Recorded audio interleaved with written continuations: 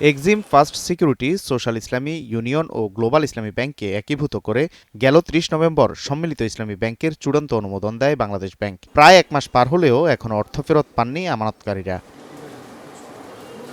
কেন্দ্রীয় ব্যাংক জানিয়েছে, প্রযুক্তিগত জটিলতার কারণেই এখনও ৫ ব্যাংকের আমানতকারীদের হিসাব স্থানান্তর হয়নি। তবে চলতি সপ্তাহের মধ্যেই স্বয়ংক্রিয়ভাবে হিসাব স্থানান্তর হবে।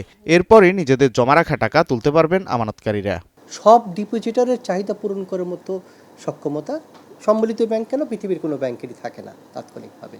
তো আমরা এই জন্য একটা অ্যামাউন্ট ধার্য করেছি যেটা ডিপোজিট প্রোটেকশন অ্যাক্টের সাথে যায়, সেটাই হলো 2 লাখ টাকা। সেটা দিব, অবশিষ্ট টাকা আপনার অ্যাকাউন্টে থাকবে এবং সেখানে প্রচলিত হারে মুনাফা যোগ হতে থাকবে, ব্যাংক সচ্ছল হতে থাকবে। তখন আমরা পর্যায়ক্রমে অবমুক্ত করার বা টাকা উত্তোলনের সুযোগও সৃষ্টি করব। শুধুমাত্র চলতি ও সঞ্চয়ী হিসাবের ব্যক্তি আমানতকারীরাই অর্থ উত্তোলন করতে পারবেন বলে জানিয়েছে বাংলাদেশ ব্যাংক। কর্পোরেট গ্রাহকদের আপাতত কোনো অর্থ পরিশোধ করবে না সম্মিলিত ইসলামী ব্যাংক। আমার তো সম্পদের সীমাবদ্ধতা আছে, সীমিত সম্পদ দ্বারা অধিক সংখ্যক লোকের কে সন্তুষ্ট করার সুযোগ এই মুহূর্তে নাই।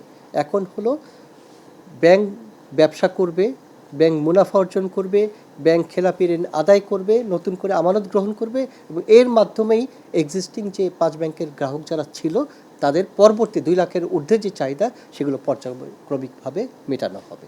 5 ব্যাংকের ৭৫ লাখ আমানতকারীর জমাকৃত টাকার পরিমাণ ১.৫ লাখ কোটি টাকার বেশি। Walid Sakib, star news, Dhaka.